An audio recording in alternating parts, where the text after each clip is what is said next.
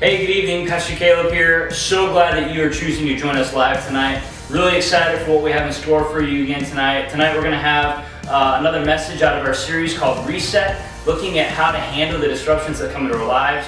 And then we're also going to be hearing some live worship from my brother Isaac. Looking forward to him leading us in the song Reckless Love. I trust that you're going to be encouraged tonight. And one quick update. Little baby Braden got his first tooth. It's already poking through. He's growing like crazy and we're excited. We're looking forward to the day when you guys will get to see him again.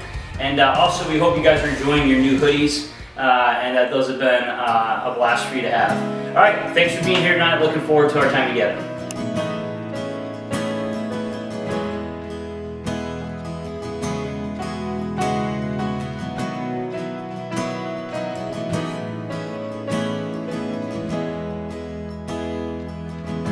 Before I spoke a word, you were singing over me. You have been so good to me. Before I took a breath, you breathed your life in me. You have been so kind to me. And all the overwhelming, never-ending, reckless love of God. And oh, it chases me down, fights till I'm found, leaves the 99. And I couldn't earn it, and I don't deserve it. Still you give yourself away. And all the overwhelming, never-ending, reckless love of God, yeah.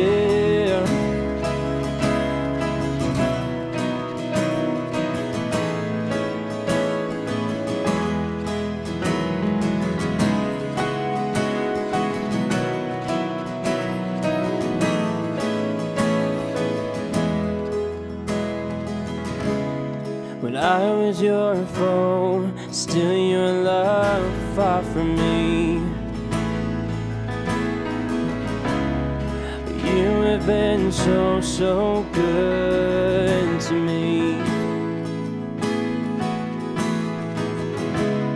When I felt no worth, you paid it all for me. You have been so kind to me. And all the overwhelming, never-ending, reckless love of God. And oh, it chases me down, fights till I'm found, leaves the 99. And I couldn't earn it, and I don't deserve it. Still you give yourself away. And all the overwhelming, never-ending, reckless love of God, yeah.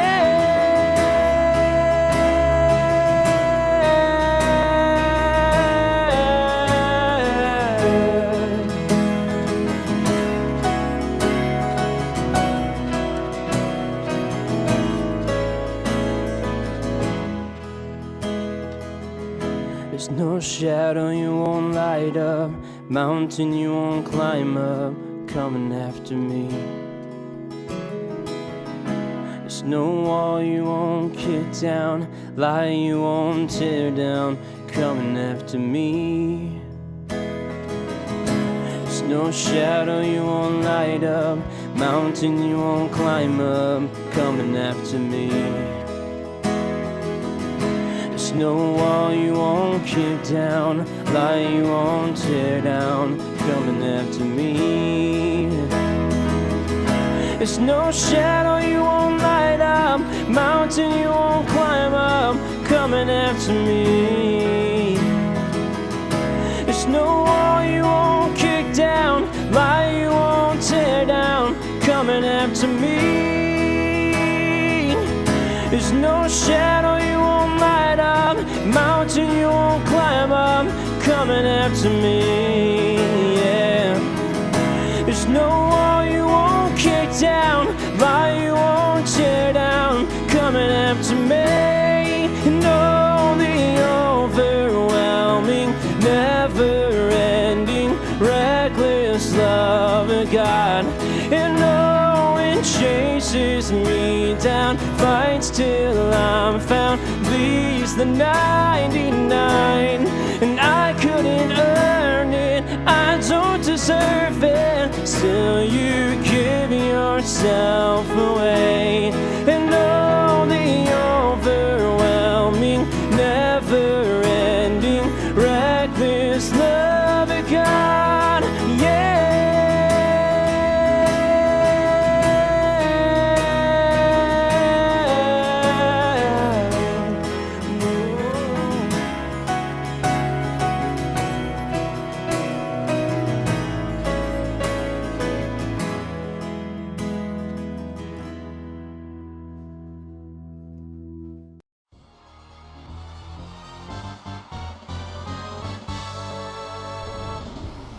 Oh man, I haven't played Mario Kart in forever. This is so fun. Oh, hey Brayden, don't pull on that, honey. Let's go. Oh, I'm gonna beat you. No, you're not. Probably I played this so many times growing up. So many hours invested in this game.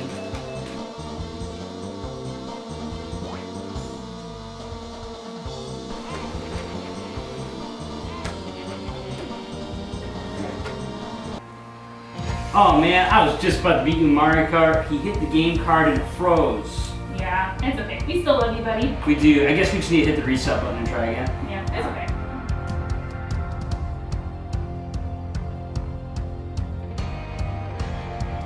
Awesome. So glad that Isaac got to sing that song for us, and oh, what a great reminder of the love of God for us. I'm excited as we get back into our series tonight. The series is called Reset, and what we're talking about is how disruptions that come into our lives, they give us an opportunity to reset our focus and our priorities on God. A disruption is very simple. It's just a change outside of us that changes our plans and our circumstances. And what these do often is they cause us to realize that we do not have all power, we do not have all wisdom. In fact, we are very dependent on God, and these circumstances point us to Him. And last week we began this series talking about a guy named Joseph. Joseph is this young man who was sold into slavery into the land of Egypt by his own brothers. His brothers sell him into slavery. He gets there, and we find that he quickly excels. He becomes a prominent figure in the house of Potiphar, and then he is falsely accused of a sin he did not actually commit. He's thrown in jail. Later on in his story, he becomes a second in command of the land of Egypt, and God uses him to rescue his family and his people. And what's really important to see from the life of Joseph is that he served other people and he worshiped God in the middle of his disruptions. He didn't wait until things got better. He didn't wait until he got the things that he wanted in order to serve others. It was in the middle of his plans being disrupted that he was worshiping God and serving other people. And tonight, we're going to be looking at the life and the story of a woman named Rahab.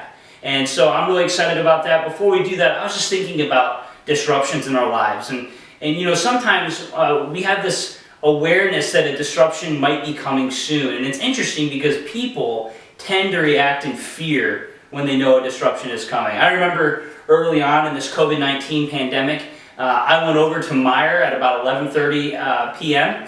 And when I got there, I was blown away by the amount of people that were in this store.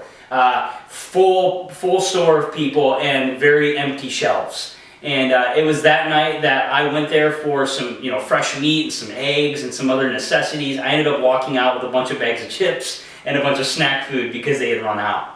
And it was at that time where I was beginning to realize that, hey, you know what? There's a disruption coming, and it reminded me of my limited power and my limited wisdom.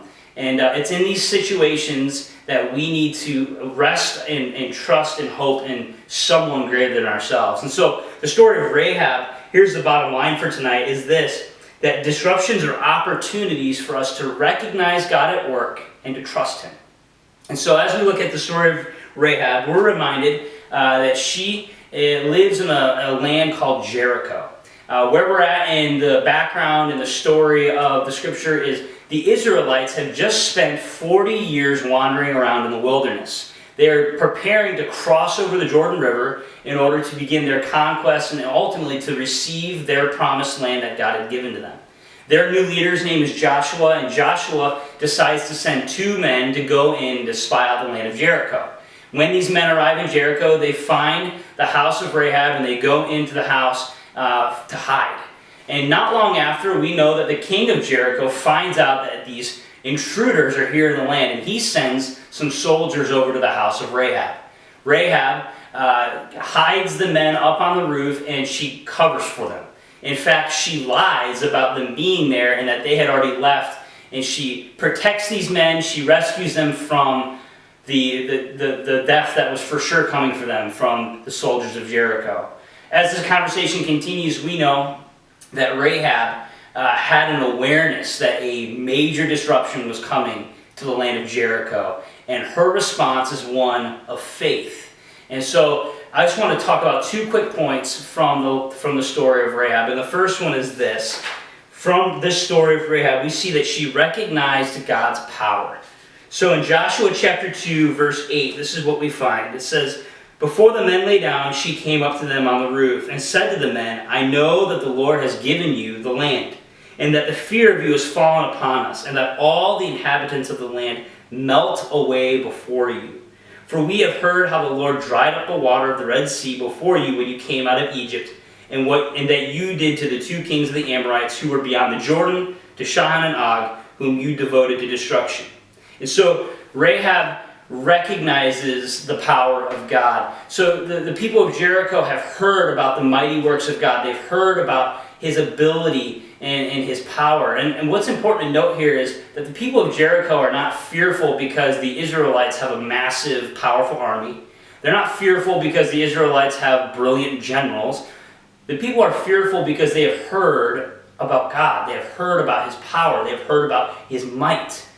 They cite examples of the Israelites being rescued out of the land of Egypt and crossing the Red Sea. And basically, what the text says is that the people were filled with fear, and fear that was debilitating them. It was keeping them from being able to take action. And so what we find is that in the midst of all this, in the midst of this coming disruption, that disruptions often cause deep and debilitating fear.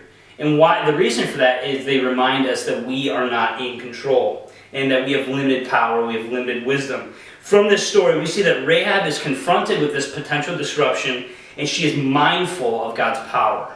So she's heard the report of the work of God, and she knows what is coming, and her response is to trust God. And so here's the second thing that we see. The first one is that she recognizes the power of God. She recognizes that he was at work in the past and that he's going to be at work in the present.